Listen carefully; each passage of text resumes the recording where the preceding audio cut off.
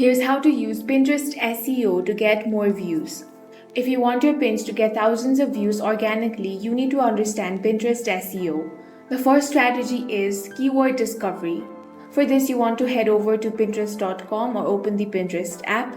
Now type in your main topic in the search bar. Here, look for the automated drop-down suggestions. Those phrases are the exact keywords real people are typing in right now. Pick long-tail terms with less competition and paste them directly into your pin title and the first two lines of your pin description.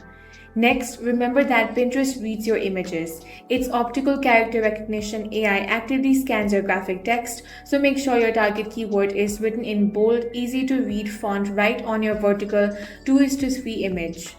Finally, never save your pin to a generic board. Drop it to a highly specific, keyword-optimized board first so the algorithm learns exactly who to show it to. If you want to build consistent traffic on autopilot, you want to follow these optimization strategies. That's all for this video. If you found it useful, make sure to hit the like button and subscribe for more videos like this.